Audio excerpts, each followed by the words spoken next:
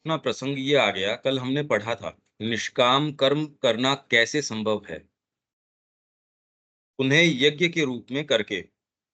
हमारे सारों के लिए एक बहुत ही इम्पोर्टेंट ये है कि भई कैसे करें?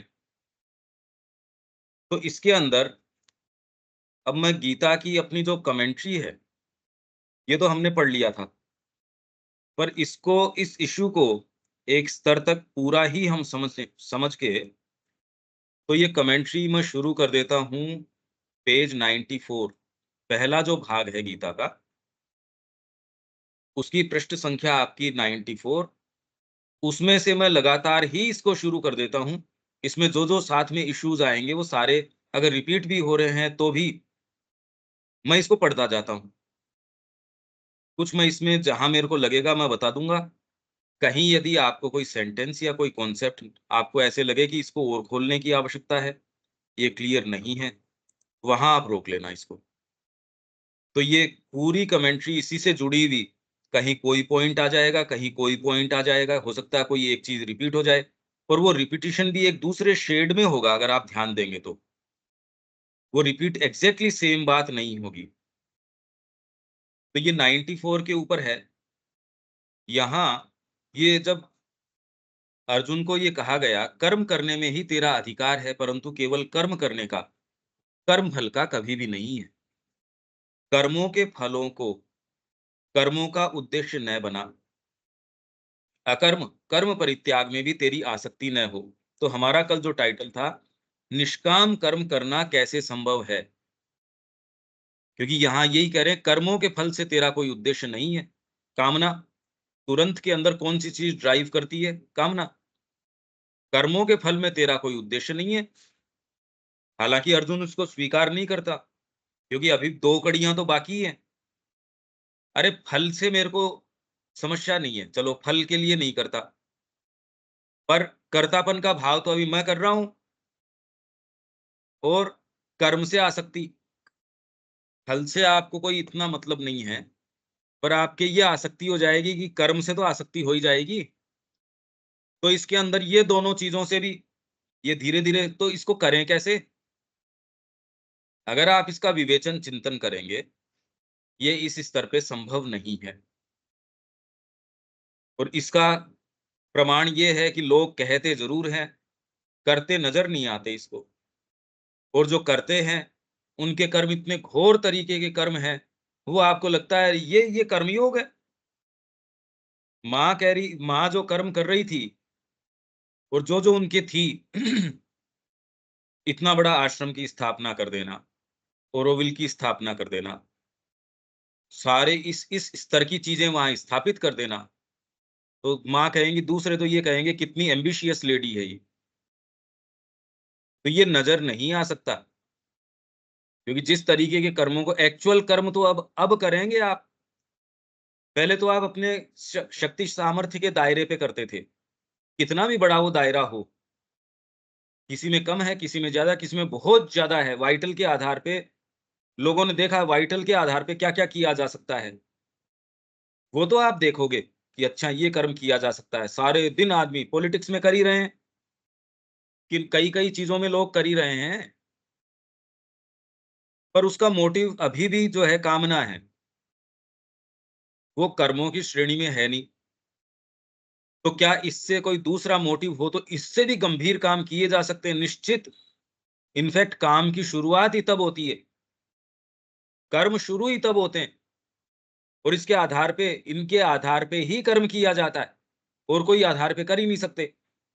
विवेकानंद जी ने कितनी छोटी-सी उम्र के ऊपर जो एस्टेब्लिश कर दी, यदि वो कामना के आधार के ऊपर करते, कितना भी चाहे महत् कार्य भी करते, क्या वो चीज़ एस्टेब्लिश हो पाती? अभी तक भी लोग उस चीज़ को समझ नहीं पा रहे जो विवेकानंद जी कह रहे थे। हिंदुत्व के बारे में, हिंदू धर्म के बारे में, चीज़ों के बारे में उनकी जो वाणी है, आज तक भी वो धीरे-धीरे, धीरे-धीरे वो ऐसी अमोघ चीज़ है जो आज भी परमिएट कर रही है, भीतर जा रही है, लोग देख रहे हैं, अरे यार कह क्या रहे हैं ये? शंकराचार्य जी हैं, कह रहे जगत मिथ्या। छोटी-सी उम्र के अंदर कितना कर्म किया उन्होंने। देखो आप, जिन्होंने भी अपना ये आधार अपनाया, उन्होंने सच्चा कर्म किया है। या कहे कि जिन्होंने भी सच्चा कर्म किया उन्होंने ये आधार अपनाया है, नहीं तो सच्चा कर्म आप शुरू पता ही नहीं चलता कि कर्म करें कौन से, कि कर्म कौन सा है और अकर्म कौन सा है। इसलिए यहाँ गीता तुरंत ही ये कह रही है, अकर्म में भी तेरी आसक्ति न हो, क्योंकि जैसे ही आप ये कहते जगत मिथ्या, मिथ्या है मतलब सो जाओ, तो फिर अगर तू उसको लिटरली ले इस बात को, भोजन मत कर, फिर बाद में और दूसरी चीज़ें हैं वो मत कर। शरीर के अंदर पीड़ा है उसको भी सहन मत कर, महसूस मत कर उसको, जड़ बन जाए एकदम। तो ये कोशिश ज़रूर करते हैं इस सारे की, एटलीस्ट पर कम से कम वो ये हाँ, ये समझ गए कि यार ये बेकार है। दूसरे तो जो उनको कन्वीनिएंट लगता है उतने को तो ले लेते हैं, जिसमें नहीं लगता उसको नहीं लेते।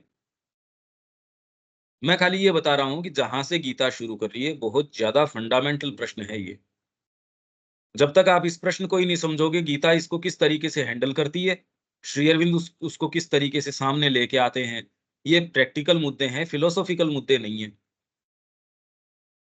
अभी हमको ये प्रश्न नहीं समझ में आ रहा, तो इसीलिए हम थोड़ा-सा इसमें प्रवेश करने की कोशिश करेंगे। तो ये आपके लिए तो शायद स्टार्टिंग पॉइंट होगा, या क्योंकि दोबारा ये चर्चा तो होगी नहीं, हम तो क्रोनोलॉजिकली चल रहे हैं। गीता का जो ये है इसमें कि कर्म इस तरीके से किए जाने चाहिए, ये एक प्रसंग तो फिर इसमें अगर आप चूक जाते हो तो फिर ये तो दोबारा अपन किस लिए, अभी तो 36 वॉल्यूम हैं अपने, अभी तो यात्रा लंबी है। तो आप इसमें ही बहुत ध्यान से अपनी इसमें क्या इसमें निहित अर्थ हो सकते हैं। आपको जो कह रहे हैं कि खाली कर्मों के फल को कर्मों का उद्देश्य न बना, क्या ये संभव है? कैसे?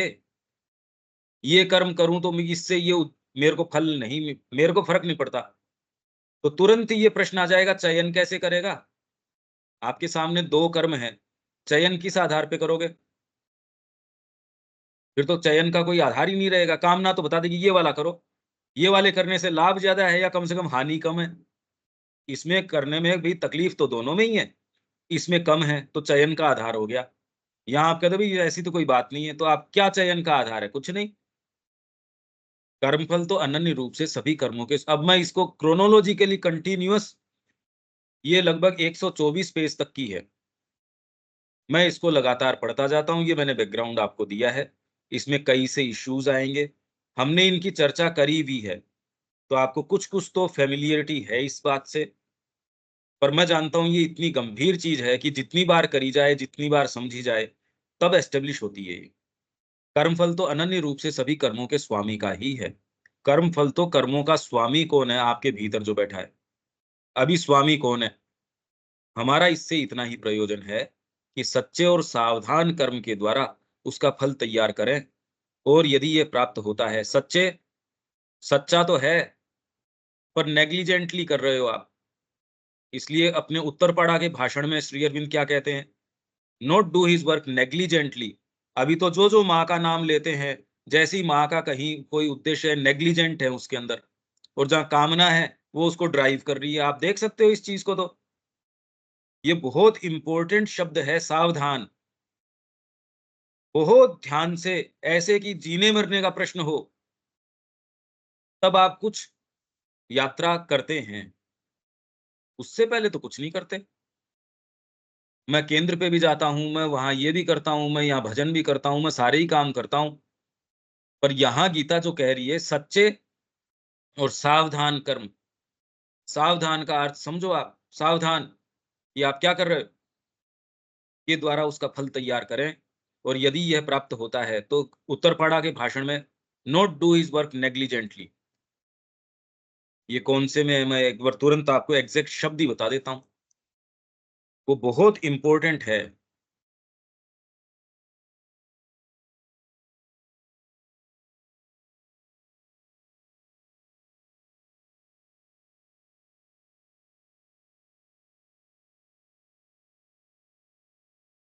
ये शायद दूसरा वॉल्यूम अपना कंप्लीट वर्क्स का होगा, उसके अंदर होगा।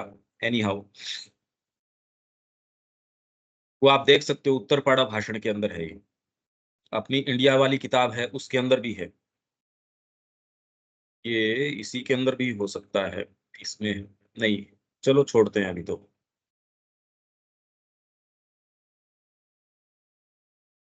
सच्चे और सावधान कर उसका फल तैयार करें और यदि ये प्राप्त होता है तो इसे इसके दिव्य स्वामी को सौंप दें। आप सिंसियरली अगर इस बारे में सोचेंगे तो आप कहेंगे यार करें कैसे पर इसको? सौंप दें मतलब क्या? कैसे सौंप दें? कि मैंने ये काम शुरू किया, अभियान लिया, अब इसका फल है ये मैं दिव्य स्वामी को सौंप दूँ, कैसे? मैंने भोजन किया, इसका फल है वो दिव्य स्वामी को सौंप दूँ, तो उसका फल तो आपको जो मिली एनर्जी वो है, माँ को सौंप दूँ मैं। आपने भोजन करने का एक्ट किया, उसका फल है, आपको जो मिला, उसका स्वाद अगर आपको आता है, तो उसको कैसे सौंपोगे? अपने-अपने तरीके से धन्यवाद ज्ञापन कर सकते हो कि माँ आपने इन चीज़ों में जो रस बनाया है या आप पोषण प्रदान कर रही हैं, इससे जो एनर्जी आ रही है, मैं आपके अलावा और कोई दूसरा काम करूँगा नहीं। अब आप कैसे करते हो, वो तो आपको सोचना है। और मैं तो ये प्रश्न उठा के आपके लिए छोड़ रहा हूँ कि एक-एक सेंटेंस अपने आप में ये गुत्थी है। आप ही कह रहे हैं, हाँ, हाँ, समझ में आ रहा है। मैं कह रहा हूँ शुरू कैसे करें इसको? समझ में कहाँ से आ रहा है? तत्पश्चात जैसे हमने फल के प्रति आसक्ति का त्याग किया है, वैसे ही हमें कर्म के प्रति आसक्ति, ये दोनों कड़ियाँ तो अभी बाकी है और फिर कर्तापन। नहीं तो कर्म के प्रति आसक्ति रहती है, आपको त्याग के कर्म हैं, उनसे ही आसक्ति हो जाती है। आपको बाहरी कामना में कर्म नहीं, त्याग के कर्म है, उनसे आसक्ति हो जाती है। बताओ, उनसे तो और भारी पिंड छुटाना मुश्किल हो जाएगा। बाहरी कर्म तो साफ-साफ नज़र आ रहा है यार, ग्रीड के कारण खाना खा रहा है। पर तेरी तपस्या के अंदर यदि आसक्ति हो गई, जो सो कॉल्ड तपश्चर्यात्मक जो एक्टिविटीज़ है, उसमें आसक्ति होगी, उससे तो निकाले कौन? क्योंकि आप दूसरों को देखोगे, "तू तो पागल है, तेरी मैं क्या सुनूँ? अरे! तू तो कामी पुरुष है, तेरे को तो मैं मच्छर समझता हूँ।" तो बात भी ठीक है, बिल्कुल सही बात है। इसलिए मटेरियलिस्ट का ड जो डिनायल है, वो तो बेचारे के पास कुछ है ही नहीं, मटेरियलिस्ट डिनाई करने के पास। जो एस्थेटिक है, उसका डिनायल है, श्री अरविंद कह रहे हैं, भई वो भयंकर है। लाइफ डिवाइन में 2 डिनायल्स इनकी बात कर ही रहे हैं वो। ये कैसे करोगे? करोगे किस तरीके से? आपको उसमें रस आना शुरू हो जाएगा। ये तो साहब 2 अंजलि ही भोजन करते हैं, जो इतना इनको मिल जाता है और बाद में यदि इनके शरीर की परिरक्षा के लिए भी ज़रूरी हो, तो भी ये तो ना, ना मेरी तो आसक्ति, पता नहीं कल को मैं गिर जाऊँ। समझदारी, बेवकूफ़ी दोनों के बीच में एक बड़ी फाइन लाइन है। अब आपके अहंकार के कारण कर रहे हो तो है मूर्खता और आपके अंदर से ही है कि ना, लोअर मैं कोई चीज़ नहीं करूँगा, तो एक अलग बात है। नहीं तो आपका हठधर्मिता है ये। मैंने जीवन भर ये काम नहीं किया तो यार क्या हो गया? अभी तेरे लिए ये ज़रूरी है। श्री अरविंद ने जिस तरीके से भेष बदल के वहाँ गए, वो कहते नहीं, नहीं मैं तो ये काम नहीं करूँगा। तो वो तो पकड़े जाते वहीं। कि कोई मूर्खता की बातें जो वास्तव में आदमी है वो जानता है कौन से को कितना। किसी भी क्षण हमें किसी काम, किसी कार्यक्रम या किसी कार्यक्षेत्र के स्थान पर दूसरे को ग्रहण करने अथवा यदि प्रभु का स्पष्ट आदेश हो, तो सब कर्मों को छोड़ देने के लिए भी तैयार रहना होगा। हम बिल्कुल नहीं छोड़ना चाहते। इस वाणी को मॉडिफाई करते हैं उसके अनुसार। उसमें फिर बाद में हम ये कहते हैं, हम ये रिमेम्बरेंस भी रखते हैं, हम ये भी करते हैं। अरे फंडामेंटली इस चीज़ को आपको आपके फ्रेमवर्क पे क्वेश्चन करना पड़ेगा, उसकी डिटेल्स मतलब ये डेकोरेशंस पे नहीं। मेरे को फुटबॉल ग्राउंड पे होना चाहिए या कौन से पे होना चाहिए? आप उसकी चेयर वगैरह की बात कर रहे हो, मेरे को होना ही नहीं चाहिए यहाँ पे इस समय। बात तो यहाँ की है ना। मैं यहाँ हूँ और यहाँ भी देखो मैं राम, राम लिख रहा हूँ। मैं या ये काम कर रहा हूँ, माला जप रहा हूँ। पर माँ तो तेरे को और दूसरे स्थान पे चाह रही है इस समय। तो ये वाला मुद्दा तो उठता नहीं कि तू क्या कर रहा है? मैं तो भजन ही गा रहा हूँ। अन्यथा हम कर्म प्रभु हितार्थ नहीं कर रहे होते। पहले तो कर्मों के फल को छोड़ दे, पहली चीज़। फिर बाद में कर्म के प्रति आसक्ति को छोड़ दे। तीसरे कर्तापन के भाव को छोड़। अब ये शुरुआत पहले से ही कैसे करी जाए? यही प्रश्न अर्जुन सारे करता है। ये हम लोगों के भी प्रश्न है, यदि हम माँ का काम करना चाहते हैं तो। अन्यथा हम कर्म प्रभु हितार्थ नहीं कर रहे होते। अभी तो कर्म से मिलने वाली निजी संतुष्टि एवं प्रसन्नता के लिए अथवा राजसिक प्रकृति को कर्म की आवश्यकता होने के कारण या अपनी रुचियों की पूर्ति के लिए कर रहे होते हैं। परंतु ये सब तो अहम के पड़ाव और अड्डे हैं। ये अपने शब्द नहीं है, ये श्री अरविंद के हैं ये सारे के सारे। ये उन्हीं के ओरिजिनल शब्द हैं। अंत में जैसे कर्मफल तथा कर्म के प्रति आसक्ति को हृदय से बाहर निकाल दिया जाता है, वैसे ही अपने कर्ता होने के विचार को, ये मैं बार-बार इसीलिए स्ट्रेस कर रहा हूँ कि ये गुत्थी फिर बाद के अंदर कर्मण्येवाधिकारस्ते, तो सबसे पहले तो उसको ये कहा कर्मण्येवाधिकारस्ते, ऑटोमेटिकली वो कह देगा कि फिर बाद में चूज़ कौन-सा करूँ? मा फलेषु कदाचन। ये तो ठीक बात है। चलो ये मैं आपकी मान भी लेता हूँ, चूज़ कौन-सा करूँ?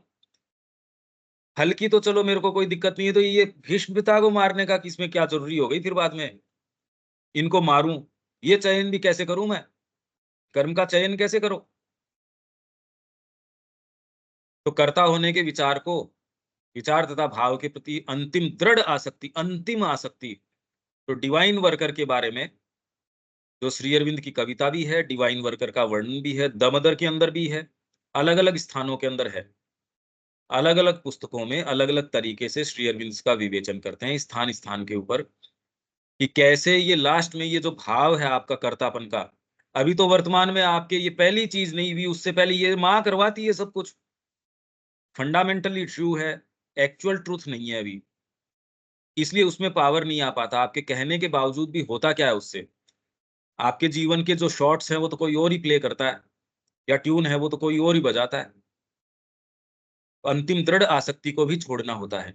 भगवती शक्ति को अपने ऊपर तथा भीतरी सच्ची तथा एकमात्र कर्त्री के रूप में जानना एवं अनुभव करना होता है कि माँ कर रही है, ठीक बात है, पर अभी टू प्रीमैच्योर हो आप ये कहने के लिए।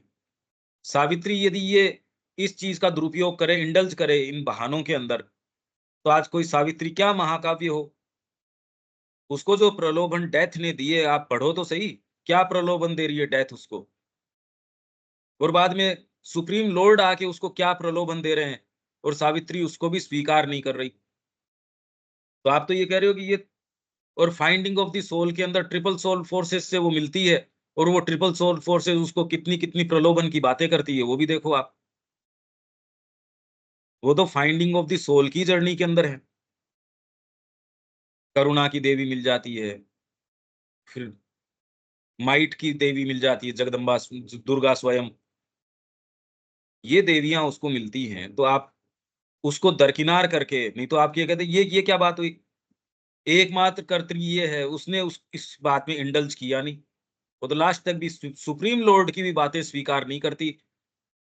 तो फिर बाद में वो ये कहते हैं, now that you have refused all this, अब तूने क्योंकि ये सारी चीज़ रिफ्यूज़ करी है, अब मैं ये काम करूँगा। तेरे ऊपर पूरा शिकंजा कस लूँगा मैं अब। तो दूसरे ये सोचते हैं ये तो बड़ी अच्छी स्थिति है। एक काव्य की बातें हैं ये, जब वो शिकंजा कसता है, तो वर्णन पढ़ लो। जब वो शिकंजा मैं तेरे ऊपर कसूँगा तो ये चीज़ें होंगी। ये सावित्री के अंदर है, और ये कोई काव्यात्मक बातें हैं नहीं। काव्य के अंदर तो इसलिए है क्योंकि ट्रुथ को एक्सप्रेस करने का इससे पोटेंट मानव के पास अभी तक कोई तरीका नहीं है, और उसके लिए सबसे पोटेंट भाषा है संस्कृत। पर ये चमत्कार श्री अरविंद ने इंग्लिश के अंदर कर दिया। संस्कृत को सहज के अंदर ये फैसिलिटी है, पर फिर भी श्री अरविंद ने जो मास्टरफुल कार्य, आप ये सोचिए महाकाव्य की रचना, महाकाव्य हमारे अपने समय में आ रहा है कोई, नहीं तो महाकाव्य वेद है ये अपने आप में। कर्मण्येवाधिकारस्ते, यह एक बहुत प्रसिद्ध श्लोक है, और सामान्यतः इसी को गीता का परम वचन मान लिया जाता है। यहाँ श्री अरविंद ने इसका संकेत कर ही दिया है कि प्राणिक सत्ता कर्म के पीछे अपने निहित हेतु रखती है, और उससे उसे यह या वह अभीष्ट फल प्राप्त होगा, जबकि भगवान कह रहे हैं कि फल की आशा का परित्याग करके कर्म करो। परंतु सामान्य मनुष्य तो लाभ अलाभ, भाई हमारे जो मुद्दे हैं कर्म के प्रति, वो तो हम जानते ही हैं। सुख दुख आदि आधारों पर ही कर्म करता है, और इनके बिना तो उसके कर्म का आधार ही नहीं रहेगा, और वो कर्म करेगा ही नहीं, क्योंकि मनुष्य के कर्म का आधार है कामना, अन्य तो उसके लिए कोई आधार ही नहीं है। गीता सबसे पहले मनुष्य की प्राण शक्ति के ऊपर अंकुश लगाने का प्रयास करती है बुद्धि के माध्यम से। बुद्धि ही एकमात्र आपके अंदर ऐसी सीट है, और बुद्धि भी मैंने कल आपको बताया 3 लेयर्स जो श्री अरविंद इसमें सिंथेसिस में बता रहे हैं।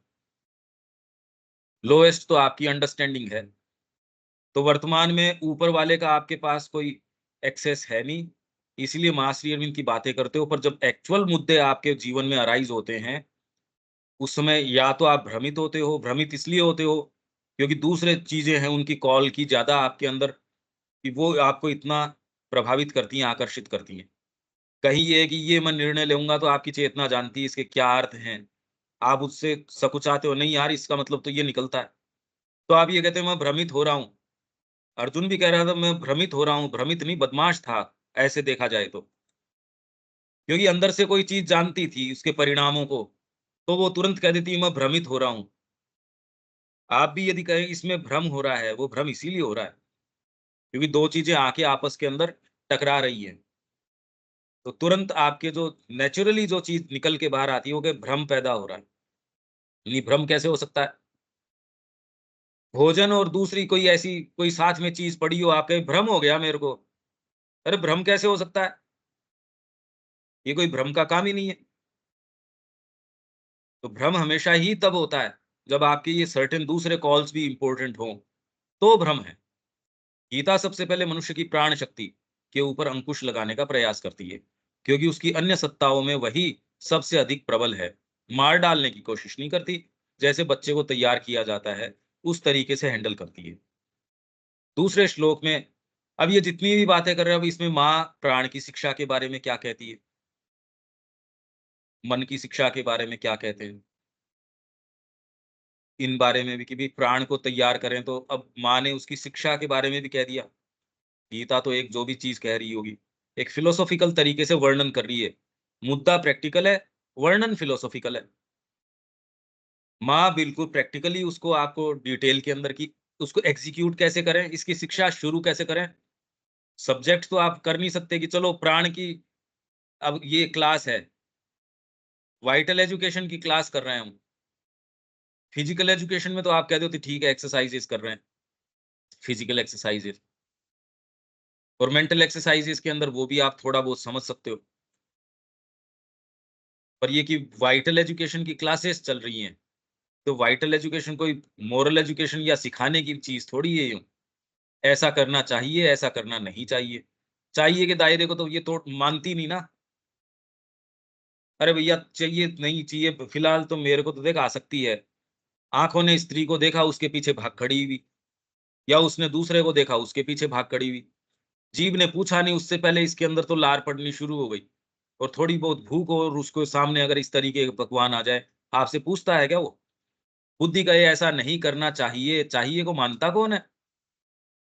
दूसरे श्लोक में भगवान कहते हैं कि कर्मों के फलों को कर्मों का उद्देश्य न बना, अकर्म कर्म परित्याग में भी तेरी आसक्ति न हो।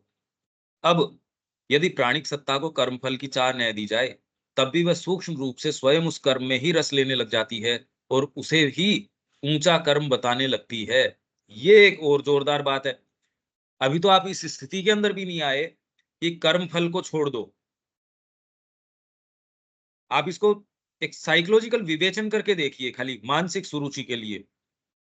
इसीलिए अध्ययन इतना इम्पोर्टेंट है कि आप एक्चुअल उस स्थिति में हो नहीं हो, पर एक दूरी से उसको महसूस कर सकते हो। कर्म फल की चाह न हो तो भी सूक्ष्म रूप से स्वयं कर्म में ही रस लेना शुरू हो जाएगा, आप ध्यान दे के देखिए। धीरे-धीरे कि भी इसमें रस आना शुरू हो गया। अब उस कर्म मात्र में ही कई का अध्ययन में रस है। उसको अगर कर्म के लिए कहा जाए, यार तू आ जाना यहाँ थोड़ी झाड़ू निकालनी है। तो कहे भैया ये काम नहीं, माँ के लिए ये वाली चीज़ तो करूँगा, तो माँ का इससे क्या संबंध है? माँ तो कह रही है इस समय बर्तन साफ करने हैं। व्यक्ति कह रहा है माँ मेरा तो इस समय ध्यान में मन लगता है। माँ कह रही है कुछ नहीं, प्रणाम के लिए आ जाना यहाँ पे। मैं तो माँ आपके लिए ये वाली मतलब ऐसे-ऐसे पत्र हैं, आप पता नहीं आप लोगों ने पढ़े हैं या नहीं पढ़े हैं। स्पेशली अब जो ये बाद के 17 के बाद के जो करस्पॉन्डेंसेस आ रहे हैं, 17 वॉल्यूम के बाद में अब जो ये न्यू करस्पॉन्डेंसेस 3 तो आ गए। जब हमने ये किताब छापी थी तब तो 1 आया था खाली, तब तो 3 और हो गए। उसमें आप देखो व्यक्तियों के साथ माँ की इंटरैक्शन, उनकी बातें, तो आपको पता चल जाएगा। क्योंकि 17 वॉल्यूम में कई चीज़ें ऐसी उन्होंने फ़िल्टर कर दी, वो उसमें नहीं आई। यहाँ डायरेक्टली देखो आप, व्यक्ति क्या-क्या बातें कर रहा है, क्या नहीं कर रहा है। वो किसी भी कर्म में रस लेना शुरू कर देता है। वो अपने ध्यान में रस लेना शुरू कर देगा। माँ कह रही ना, प्रणाम पे आ जाना। दूसरा कहते कैसे इगोइस्टिक आदमी खुद के प्रणाम के लिए उसको जबरदस्ती करके बुला रहा है। वो आध्यात्मिकता के मार्ग के ऊपर जा रहा है। आज आपके खाली श्रद्धा है माँ के प्रति इसलिए आपको लगता है यार कोई गलती नहीं है। पर अगर ये श्रद्धा हटा दी जाए और बाहरी तरीके से खाली इस कर्म का विवेचन किया जाए या इस बात का विवेचन किया जाए, आप कहे ये तो इगोइस्टिक बात है। प्रणाम करो यहाँ आके। नहीं, नहीं, ये नहीं, इस समय यहाँ पहुँच जाना। अगला कह रहा है घर के ऊपर मेरा बच्चा बीमार है, मेरा ये बीमार है। ना, स्टे पुट, यहाँ बैठे रहो। बंगाल के अंदर वहाँ इतनी भयानक स्थितियाँ हैं। दिलीप कुमार रॉय कह रहे हैं गुरुदेव मेरे को जाने दीजिए। मैं यहाँ आपके योग में विशेष कुछ कर भी नहीं रहा। रोज़ आपको पत्र लिखता हूँ, परेशान करता हूँ। और फिर मेरे को ये उक्ति याद आती है टैगोर की, जो ये कहते थे कि दिलीप तुम और मैं अपने समकक्ष बिठा रहे हैं। सामान्य व्यक्ति तो नहीं है। तुम और मैं प्रकृति से कलाकार हैं, योगी नहीं। तो क्यों यार ज़बरदस्ती वहाँ समय खराब कर रहा है? टैगोर ये बात कह पा रहे हैं, तो ये कहाँ तक जड़ हमारी मतलब कहाँ है हमको स्टैंडिंग ग्राउंड? आप मान के बैठ जाओ हम ये, हम ये, हम ये, फिर बाद में अपनी उस बुद्धि को अप्लाई भी करते हो। तो इसलिए कृष्ण प्रेम उसको क्या है, घोड़े सरीखे की तुम्हारी बुद्धि, चौकड़ी भरने के में ही समय लगाएगी, मालिक को ऊपर बिठाएगी नहीं। तो ऐसा घोड़ा कसा-कसा में मर जाएगा या फिर उसको फेंक दिया जाएगा। क्या काम का वो घोड़ा? तकलीफ में आने वाला है वो। घोड़े सरीखे की आपकी बुद्धि, आप कहें हम बुद्धि अप्लाई कर लेंगे, वो तो उस घोड़े की बुद्धि है। अंतरात्मा को ला के बिठाओगे तो मालिक को बिठाया, अभी तो आपकी घोड़े जैसी है, जो चौकड़ी भरती रहती है इधर-उधर। इन शब्दों का यदि कोई महत्व तो समझो और आप करना चाहते हो तो इसको सीरियसली लो इस बात को। आप अपनी बुद्धि से अगर करोगे, वो तो घोड़ा खुद की बुद्धि से कहाँ जाएगा, वो तो वहीं जाएगा जहाँ जाएगा। इस बात में ही प्राण बहुत रस लेने लगता है कि यहाँ उसे फल एक की बात आ रही है। है जी? दिलीप कुमार राय जो बंगाल जाने की बात कहते हैं और श्री अरविंद उनको रोकते हैं। हाँ। दिलीप कुमार राय कर्म फल के प्रति आसक्त हैं या कर्म के प्रति आसक्त हैं या किस भाव के कारण वो कर रहे हैं या श्री अरविंद उनको क्यों रोक रहे हैं? वो कह रहे हैं your destiny is to be a yogi, sooner you realise it, better it is. सुबह तो हम पढ़ के गए, अंतरात्मा की क्या है, वो इन किन्हीं भी चीज़ों से भ्रमित नहीं होती। इन किसी भी बातों से भ्रमित नहीं हो सकती। और ये कोई नियम नहीं बना सकते कि दिलीप कुमार रॉय को मना किया और किसी दूसरे को हो सकता है श्री अरविंद हाँ कर देते। और वो क्लियर कट जानते हैं कि इसका मुद्दा कोई दूसरा दूसरा है। आपके आज मुद्दा बंगाल हो सकता है, कल दूसरी चीज़ हो सकती है। समस्या तो ये है, अंतरात्मा जानती है इसलिए आप कर्म से इसका निर्धारण नहीं कर सकते। और जब वो पत्र लिख रहे थे उस समय आश्रम में थे, 28 से लेके 53 तक आश्रम में थे। सामान्य व्यक्ति है नहीं, अंतरात्मिक व्यक्ति है, बहुत विशिष्ट व्यक्ति है। तो इसमें एक चीज़ और बड़ी विशेष है, जब माँ अधिकार कर लेती है, आपके ऊपर नीचे उतार-चढ़ाव ये सारे भी टेकन केयर ऑफ हैं। अल्टीमेटली उनकी भी यात्रा हुई और कृष्ण प्रेम की भी यात्रा हुई। पर उनमें कोई एक ऐसा पार्ट था, उछल-कूद करने वाले घोड़े बहुत होंगे, पर भई गुरुदेव ने कह दिया, भई ये अल्टीमा कुछ नहीं कर सकता। मन में बवाल तो उठे ही होंगे, उसका तो एक्सप्रेशन था ही चिट्ठी लिखना। सेंसिटिव आदमी थे।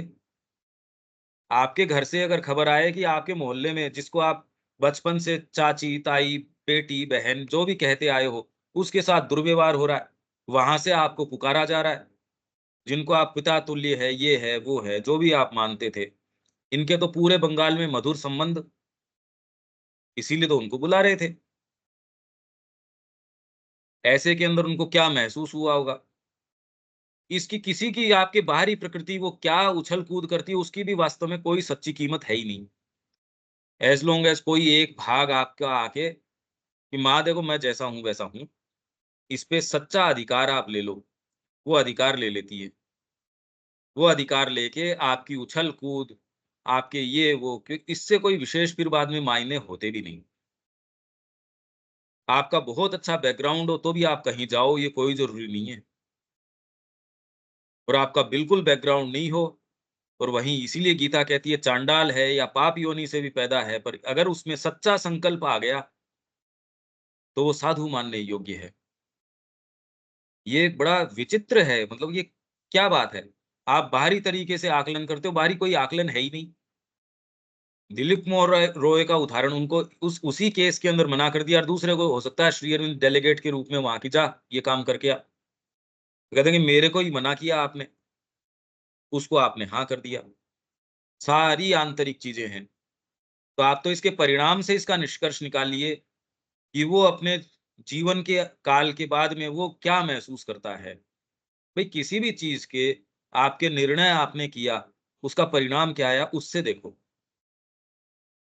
परिणाम से ये है कि उस व्यक्ति की साधना संपन्न हुई।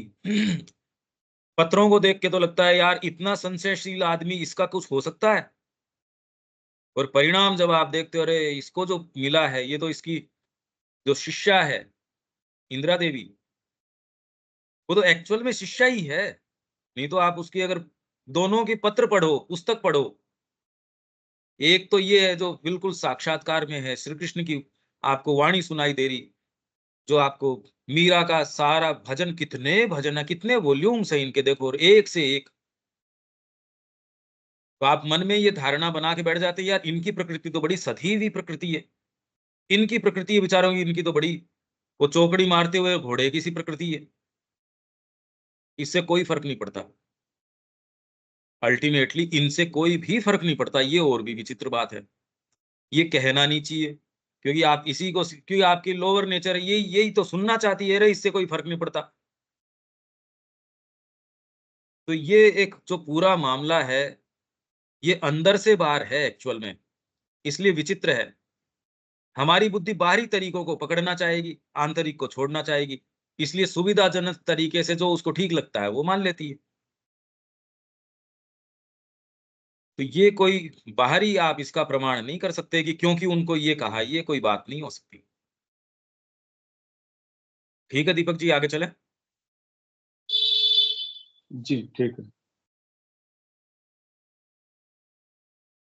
तब भी वह सूक्ष्म रूप से स्वयं उस कर्म में ही रस लेने लग जाती है और उसे ही ऊँचा कर्म बताने लगती है। अरे मैं तो लाइफ डिवाइन पे कमेंट्री लिख रहा हूँ, तेरे को कहा किसने कमेंट्री लिखने के लिए? इससे श्री अरविंद का बहुत ज़बरदस्त कार्य हो जाएगा, तेरे करने से होगा? मेरे 5 लाख फॉलोवर हैं, 20 लाख फॉलोवर हैं, 1 करोड़ फॉलोवर हैं, कितने भी हैं और मैं सब जगह श्री अरविंद के आलोक को फैला दूँगा। पर ये बात तेरे आई कहाँ से? ये मुद्दा पर्सनल है या क्या है? जब श्री अरविंद की समाधि के साथ डिसऑनर करने की बात चल रही है, उस समय तेरे ये 5 लाख लोगों की गिनती कहाँ चली जाती है? तेरे को किसने कहा ये? वहीं सत्यकाम को 100 गायें लेके भेज दी, मरी हुई सी।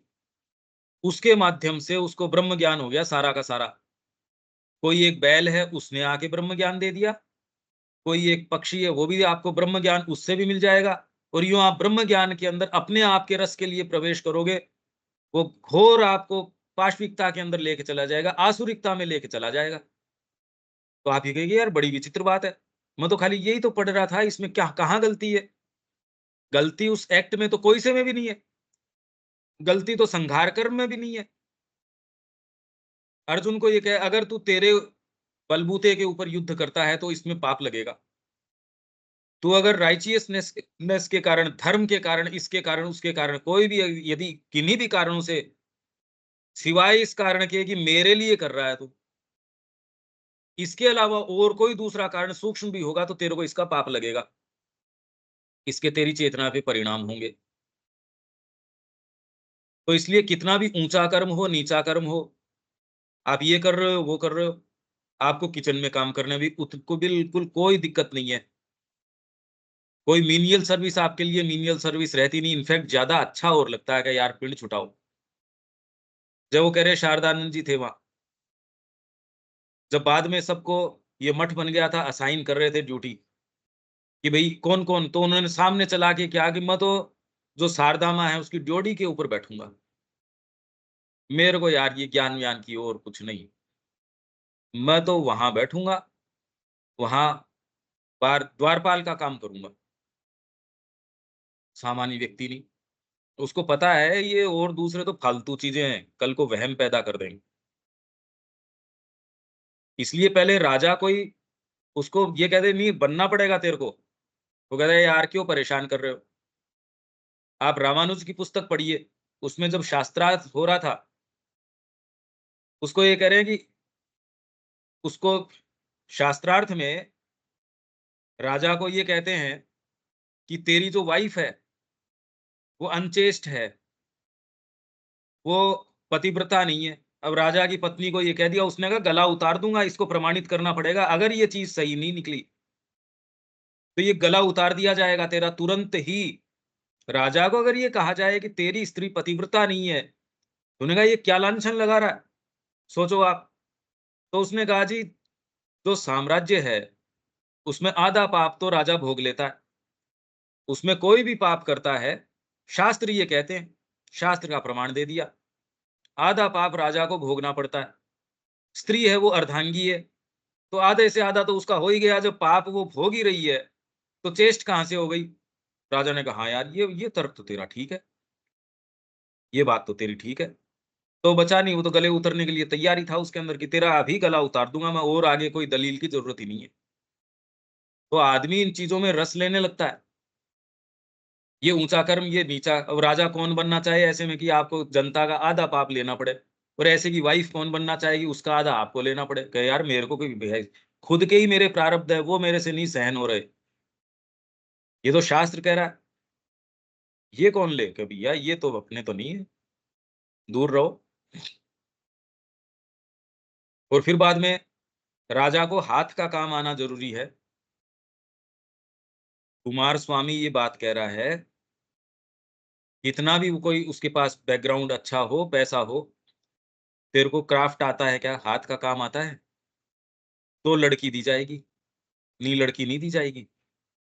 ये हिस्टोरिकली बता रहा है कुमार स्वामी। और कुमार स्वामी की बहुत सारी चीजें श्री अरविंद जो है इंडियन कल्चर के अंदर कोट करते हैं। तो सोचो आप किस समय का वो व्यक्ति है, श्री अरविंद पढ़ रहे हैं, उसको वैलिडेट कर रहे हैं, उसकी इस बात को स्वीकार कर रहे हैं, उसको एंडोर्स कर रहे हैं। वो ये कह रहा है कि राजा को अगर हाथ का कार्य नहीं आता, बहुत बहुत पुस्तकें हैं इनकी, इतनी जबरदस्त पुस्तकें हैं, डिटेल्ड पुस्तकें हैं कुमार स्वामी की, कला के बारे में है, बुद्धिज्म के बारे में है, हिंदुइज्म के बारे में है, डिटेल्ड हैं। यहाँ का साम्राज्य किस तरीके का था, आर्ट एंड क्राफ्ट किस तरीके की थी, उसकी डेप्थ में जा रहा है। पर जिस तरीके से वो व्यक्ति जाता है, हमको वो सेंटेंसेस ही समझ में नहीं आते। इस बात में ही प्राण बहुत रस लेने लगता है कि उसे फल की परवाह नहीं है, और गर्वित होकर कहता है कि वह लाभ हानि नहीं देखता। अरे हम नहीं देखते, वह तो तटस्थ है।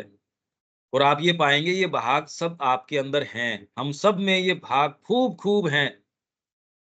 अब ये पता करना है कि आप कौन से में कैसे कैसे रस ले रहे हो।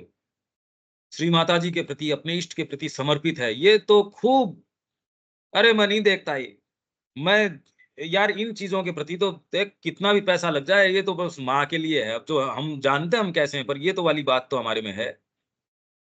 फिर जब समय आता है उसको भुनाने के लिए भी तैयार है। इस प्रकार वह उसमें भी रस लेने लग जाता है। उसे तो जो कुछ भी मिलता है वह उसी में रस लेने लग जाता है। जी हम तो खाली माँ के काम में ही हैं, जी हम तो, हमारे तो रस और किसी में है ही नहीं, हमारा तो ये, और ठीक है इसमें कोई बुरी बात नहीं है। इसलिए गीता कहती है कि कर्म करने या न करने में भी रुचि न रखो। किसी कर्म के प्रति यदि आसक्ति है तो उसे तुरंत ही छोड़ने के लिए तैयार रहो। कब? अगर आपको भीतर से ये आदेश हो, और सिंसियर व्यक्ति को निश्चित रूप से इंडिकेशन मिलेंगे। अगर सामने कोई पुस्तक न हो, व्यक्ति नहीं हो, कोई नहीं हो, आप बीहड़ में भी चले जाओगे तो भी आपको अंदर से, क्योंकि वाणी तो अंदर से आएगी, पुस्तक भी होगी तो भी उसमें से वो ही निकाल पाओगे जो भीतर है। ये बहाना तो हो ही नहीं सकता कि मेरे को पता नहीं चल रहा, हो ही नहीं सकता। ये इंट्रोस्पेक्शन आपको करना पड़ेगा। इसके बाद यह भाव कि मैं निष्काम कर्म करता हूं, किसी वासना से नहीं करता, यह कर्तापन का अभिमान बना रहता है। और इनमें से कोई सी एक भी चीज बनी रहेगी, वो दूसरे वाले साथियों को खूब बुला लाएगी। एक भी यदि उसकी कोई पूंछ भी अटकी रही तो हाथी तो है ही। वो यदि वो है तो वापस मुड़ के तो आ ही सकता है। इसलिए वास्तव में तो प्राण के सारे प्रसार पर, इसके इस प्रकार के व्यापार पर ही लगाम लगानी होगी, उसे बंद कर देना होगा। इसीलिए गीता में भगवान तीसरे अध्याय में कहते हैं कि जो लोग समझते हैं कि वे स्वयं कर्मों के कर्ता हैं, वे महामूर्ख हैं। पर ये लिटरली आप इसको ले लो कि स्वयं कर्मों के कर्ता मैं तो नहीं हूं। फिर ट्रांसलेट कैसे करो इसको कर्म के अंदर, ये भी नहीं कर सकते। और यदि वे नहीं समझ पाते तो उन्हें अपने हाल पर छोड़ दो। अगर वो उसको नहीं समझ में आती तो प्रकृति अपने आप ही छोड़ देगी, अपन क्या छोड़ दो। उनके यदि ये वहम है कि मैं तो जीवन में ये भी करता हूँ, मैं माँ का भी काम कर रहा हूँ, मैं ये भी कर रहा हूँ, वो भी कर रहा हूँ। अरे किसको फ़र्क पड़ रहा है? हाँ भैया, तू तेरे वहम में रह, किस और अच्छी बात है। इससे कोई कोई प्रभावित थोड़ी है। तू तेरे अपने मुँह का स्वाद सँभाल ले, बस इतनी तो बात है।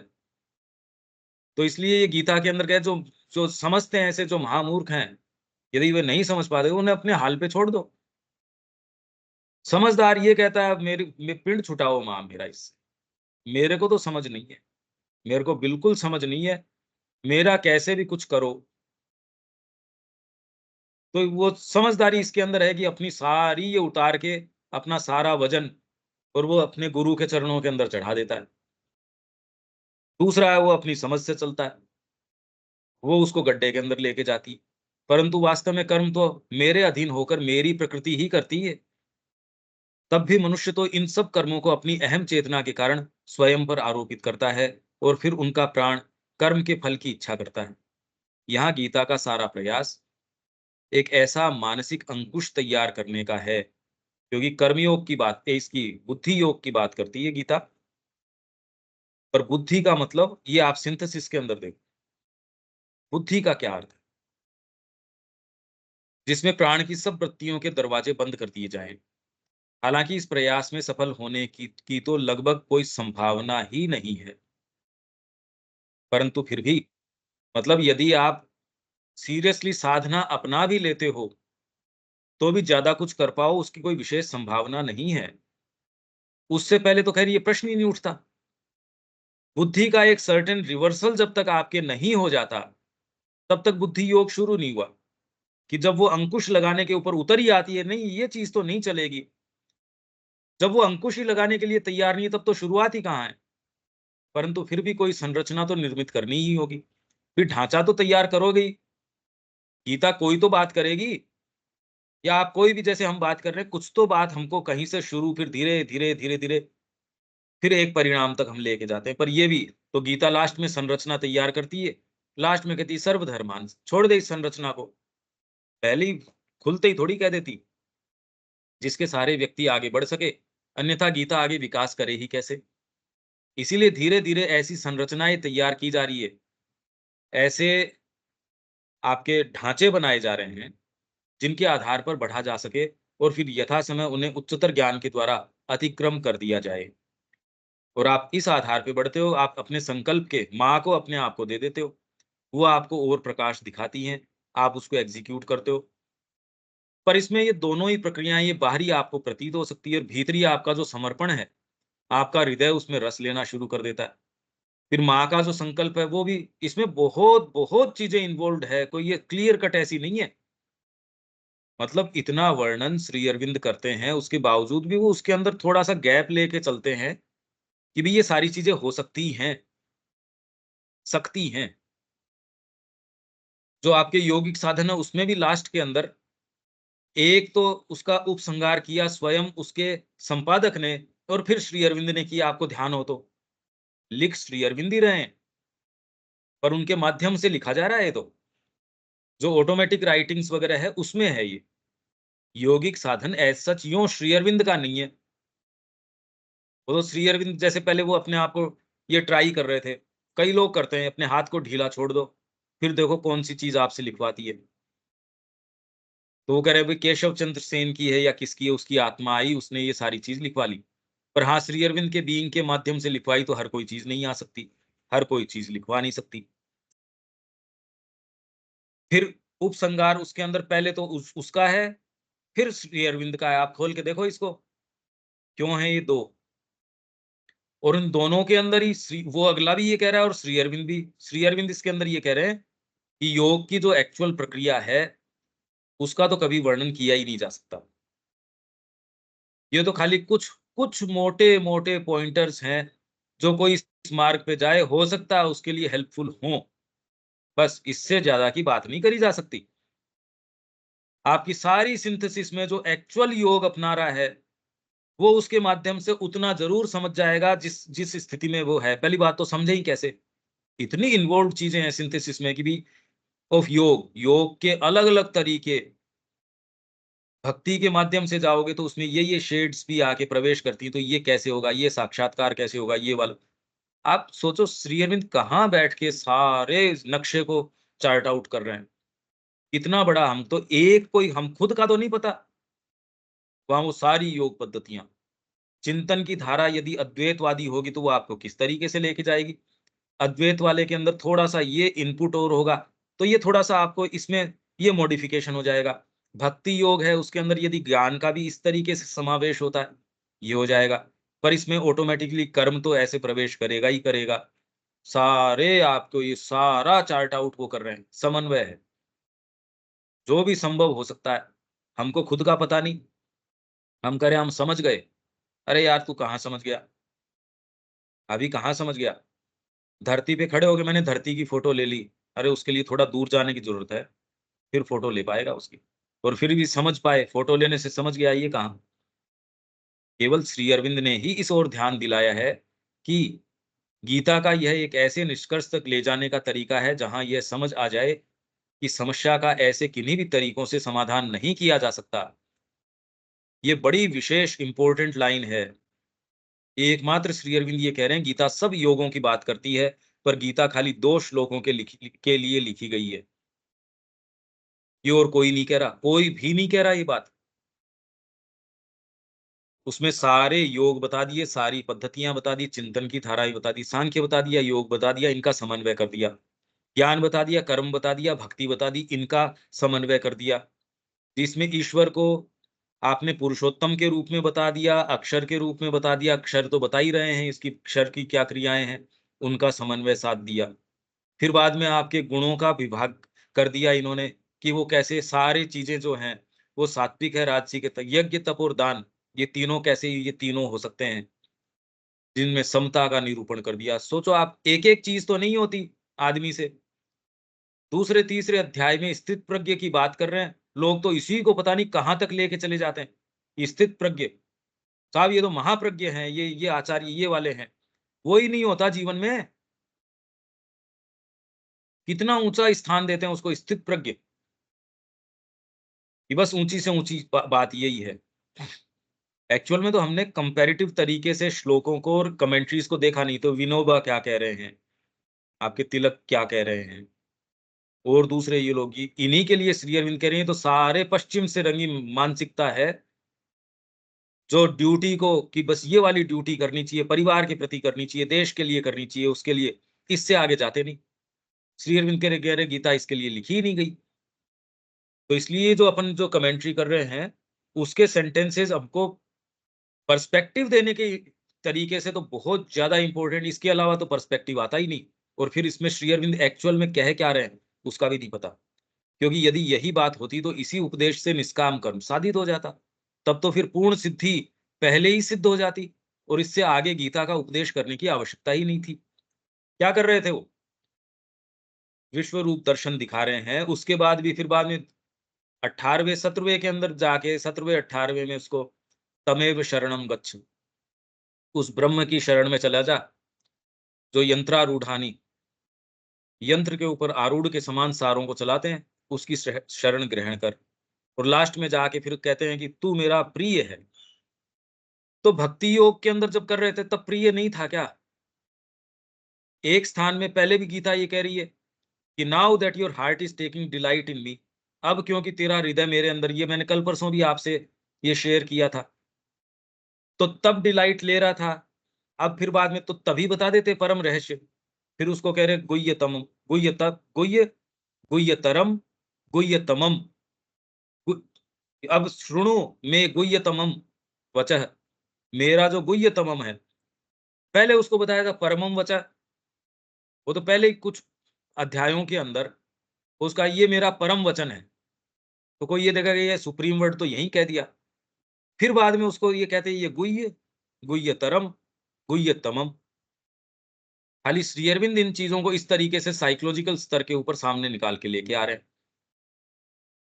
अब कोई दूसरा ये कह दे आप ये कैसे कह सकते हो? बिल्कुल ठीक बात है, अगर आपको इसका साइकोलॉजिकल सेंस नहीं है, तो आपको तो बस क्योंकि श्री अरविंद के प्रति हमारी आस्था है, इसलिए क्योंकि श्री अरविंद हमारे गुरु हैं, इसलिए हैं ऊँचे। नहीं तो आपको तो सेंस है नहीं भी क्यों? आपको यदि ये भान आ जाए, आप और कोई दूसरी चीज़ कर ही नहीं पाएँगे और इसमें आपको आनंद आएगा। आप रोक नहीं पाएँगे अपने आप को। इसलिए जब तक वर्तमान कर्म के हेतु की सारी जड़ अहम को ही नहीं निकाल दिया जाता, जब तक दूसरों से पृथक होने का बोध रहेगा, तब तक निष्काम कर्म संभव ही कैसे है? अवश्य ही धीरे-धीरे ये सूक्ष्म होता जाता है, इसके रंग बदलते जाते हैं। परंतु ऐसा होने पर भी व्यक्ति साधना की संसिद्धि या भगवान की प्राप्ति की अपनी आसक्ति से तो ऊपर नहीं उठ सकता। यहाँ तक तो पहुँचते ही नहीं। भगवान मिल जाएँ और उसके लिए आपके आँसू आ रहे हैं, ये तो देखने ही नहीं मिलता। और इसको भी कह रहे हैं इससे ऊपर नहीं उठ पाता, तो फिर और कहाँ जाएगा? भगवान की प्राप्ति, साधना में संसिद्धि, मोक्ष, आप इसी स्तर पे कह दो नहीं मेरे को फ़र्क नहीं पड़ता। अरे फ़र्क किसकी? साधना के अंदर आपको कोई चीज़ महसूस हो, अभी तो आपको पता ही नहीं ना कि होती क्या है चीज़ें। एक कोई आपको धीरे से अंदर की वाणी सुनाई दे, कोई साक्षात्कार हो जाए, जीवन भर आप वापस लौट के ही नहीं आओगे। और उसको छोड़ के फिर बाद में रामकृष्ण जी जैसे ही हैं खाली, जिनको निर्विकल्प समाधि है जाके फिर बाद में दुर्गा के सामने प्रणाम कर रहे हैं। ये इसलिए बिरली आत्मा है, श्री अरविंद के 2000 वर्षों की आध्यात्मिकता सारे को एक जीवन काल में समप कर दिया। कैसे कर दिया होगा? 2000 वर्षों की आध्यात्मिकता। तो हमको इनको देखना पड़ेगा ये कह क्या रहे हैं, कुछ तो कह रहे हैं ये। और जबकि वो कुछ-कुछ मिनटों में, 1 घंटे में, एक थोड़े से समय में ऐसी-ऐसी साधनाएँ संसिद्ध कर रहे थे, जो कि उस साधना को अपने आप को फ़ॉलो करके कई-कई जन्म लगते हैं। जो आपके क्राइस्ट का साक्षात्कार है, आपके इस्लाम धर्म की जो मूल बात है, उसका साक्षात्कार है, ये तो यूँ ही नाव में बैठे हैं, बैठे-बैठे हो गया। ईसा की फ़ोटो के सामने उन्होंने ध्यान एकाग्र किया, इसके अंदर सारी उसकी जो संसिद्धि हो गई। सारी का इस तरीके से इन्होंने पालन किया, सारी को संसिद्ध कर लिया। अभी यहाँ एक वाली चीज़ भी कि यार ये तो कैसे होगी? अभी तो कर्म को छोड़ने की बात नहीं समझ में आ रही, या फिर भगवान की प्राप्ति की अपनी आसक्ति से ऊपर नहीं उठ सकता। क्योंकि इस अवस्था में व्यक्ति का यही निहित हेतु है कि किस प्रकार उसे उसे भगवान की उपलब्धि हो जाए, परंतु ये सिद्ध हो जाए ऐसा संभव नहीं है। और वर्तमान में गीता का ये उद्देश्य भी नहीं है। यह तो अर्जुन की तैयारी चल रही है। धीरे-धीरे उसे संवर्धित किया जा रहा है, कल्टीवेट किया जा रहा है उसको। इसीलिए सबसे पहले अर्जुन को कहा गया है कि जय पराजय को समान समान मानकर कर्म कर। पर अर्जुन पूछता है कि जब जय और पराजय मेरे लिए समान ही हों, तो फिर कर्म करना ही क्यों चाहिए? इसीलिए गीता कहती है कि भगवान की प्रसन्नता के निमित्त यज्ञ रूप से कर्म कर। यज्ञ का अर्थ क्या है, ये हम पहले विवेचन कर ही चुके हैं। आपके कर्मों को सेक्रेड कर देना, ऑफर करने के द्वारा। यज्ञ का लिटरल मीनिंग है अपनी चीज़ों को ऑफ़र करके पवित्र करना। भोजन को ऑफ़र कर देते हो, प्रसाद बन जाता है। कर्म को ऑफ़र कर देते हो, व्रत बन जाता है। जीवन को ऑफ़र कर दोगे, दिव्य बन जाएगा। हालाँकि ये नहीं है कि ऐसा कह देने भर से ही वह ऐसा कर्म कर सकता है। कहने से होता है क्या कर्म? परंतु इस प्रकार एक मानसिक विचार तो आगे विकसित होता ही है। पर नहीं कहने से, चुपचाप बैठने से भी नहीं होता। कि साहब कहने से नहीं होता इसलिए भगवान चुप होके बैठ गए। अब फिर तो कहीं से तो शुरू करोगे यार। कोई बात को बताने के तरीके भी होंगे, बिल्ड करोगे। एक आप कोई यात्रा करोगे, फिर कह दोगे अरे ये यात्रा ऐसे करने की आवश्यकता नहीं थी, पर करोगे तब तो बताओगे। अरे हाँ, ना कुछ के लिए कोई आधार तो चाहिए। उदाहरण के लिए यदि ये बोझ रखकर हम कर्म करें कि कौन-सा कर्म श्री माता जी को प्रसन्न करेगा और कौन-सा नहीं, तो इससे हम बहुत से कर्मों से बच सकते हैं। बुद्धि भी कह देगी ये वाला गलत है। माँ की प्रसन्नता इसमें कैसे हो सकती है? वो तो आपकी बुद्धि बता देगी यार ये तो कर्म मैं तो नहीं कर पाऊँगा। और जो कर्म करेंगे उनमें भद्देपन से, निम्न वृत्तियों आदि से कुछ हद तक बच जाएंगे। अगर आप ये प्रश्न भी कर लेंगे क्या ये माँ के लिए है, ये प्रश्न करना शुरू कर दो, पवित्रीकरण शुरू हो जाएगा, आपका प्योरिफिकेशन शुरू हो जाएगा। ये प्रश्न करते ही ये काम किसके लिए, एक हद से ज्यादा आप अपने आप को मूर्ख भी नहीं बना पाएंगे कि ना ये, अरे यार ये तो नहीं कर पाऊंगा। पर आप ये पाएंगे ये प्रश्न के अंदर भी आप करेंगे नहीं, ये प्रश्न आपकी प्रकृति करने नहीं देगी आपको ये प्रश्न, ये किसके लिए कर रहा हूं मैं। और फिर आगे ये संकल्प मैं तो नहीं करूंगा, माँ की जो कहेगी वही करूंगा, उसके अलावा नहीं करूंगा। पता चले या नहीं चले, मैं कह रहा हूँ अब ये तो आपको अच्छे भले पता है, मेरे को कर नहीं पा रहा, पता तो सब कुछ है। भगवान की प्रसन्नता के निमित्त यज्ञ रूप से कर्म करना ऐसी चीज नहीं है जो सोचने मात्र से ही साधित हो जाए। यह यज्ञ का आरोहण तो जीवन पर्यंत का आरोहण है, और एक जीवन नहीं अनेक जीवन पर्यंत का आरोहण है। सारा वेद इसी यज्ञ के विचार पर आधारित है कि एक बार जब ये भाव आ जाए कि समस्त क्रियाएं आत्मा की प्रसन्नता के लिए ही की जानी चाहिए, तब हमारी यात्रा भौतिक, प्राणिक तथा मानसिक स्तरों व उनके व्यवधानों से होकर लक्ष्य की ओर आगे चलने लगती है। पर जब आप साधना अपना लेते हैं, उसके बाद उल्टा क्रम चलता है। साइकिक के आधार पे अपना लेते हैं, फिर बाद में धीरे धीरे धीरे धीरे आपके वो डिसेंड करती है। मानसिक चीजों में जो मानसिक चीज जो गांठें थी, वो क्वेश्चन पे आ जाएगी, आपके डाउट्स उठने शुरू हो जाएंगे। प्राणिक स्तर के ऊपर आ जाएगी, पहले जो चीजें कभी परेशान करती ही नहीं थी, उन चीजों के बारे में रह रह के चीजें आनी शुरू हो जाएंगी, आप में वो लपटें उठनी शुरू हो जाएंगी। अरे यार कभी था ही नहीं ये काम वासना, तो कभी महसूस ही नहीं करी इस तरीके से।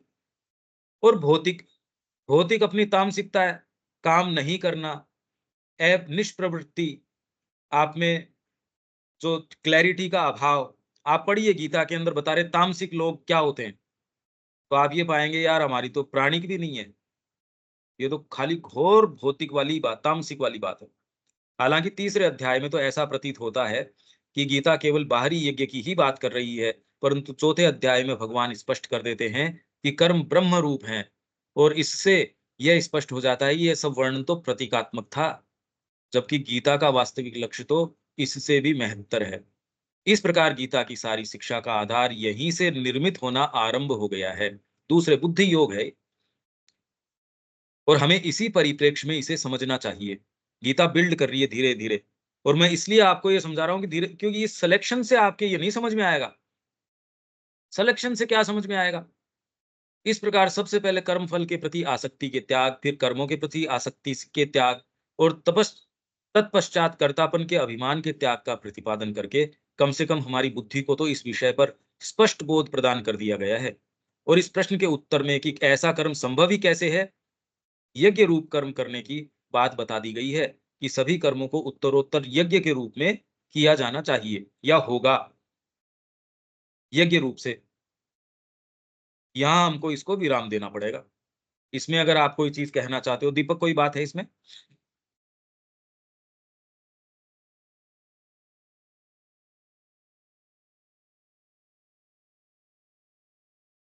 देविका जी। हाँ नहीं, दीपक। नहीं कोई बात। अपन इसको इसलिए ट्रेस कर रहे हैं क्योंकि सिलेक्शन के अंदर तो जो सिलेक्शन है वो पूरी गीता का इस तरीके से बिल्ड नहीं कर रहे थॉट को। सिलेक्शन तो क्रोनोलॉजिकल सिलेक्शन है अपना कंप्लीट वर्क्स का। ये अपन इसलिए कि गीता के बारे में तो कभी यहाँ तो अपन बार बार बात कर लिए, पर इन जो यहाँ बैठे हैं उनके लिए तो पहली बार ही है। बार बार एटलीस्ट कम से कम गीता का एक थोड़ा फ्रेमवर्क। हाँ जी देविका जी। हाँ जी पंकज भाई, आज कुछ बेटर क्लियर है, ये कल अपन से आज लगातार ज्यादा अच्छे करेंगे, से क्लियर है। हाँ ये मैं जी, सारा ही क्रोनोलॉजिकली अपना जो कमेंट्री है वो पार्ट में लगातार पढ़ूंगा। ये करीब हाँ जी, 129 तक है, तो इसमें कोई मुद्दे अगर रिपीट भी हो रहे हैं तो मैं आपको ये कह रहा हूँ वो अलग शेड से रिपीट हो रहे हैं, एक ही शेड से रिपीट नहीं हो रहे। तो अपन 2 3 4 नहीं 4 5 दिन नहीं 5 7 दिन लगेंगे इसको तो। पर ठीक है, ये आपके फंडामेंटली एक चीज क्लियर हो जाए। हाँ जी, धीरे ये धीरे क्लियर हो रही है ये। यहाँ विराम देते हैं। 9 बजे इंडियन कल्चर का है, जिसमें आप कोई जुड़ना चाहे आप जुड़ सकते हैं। जय श्री माँ। जय श्री राम।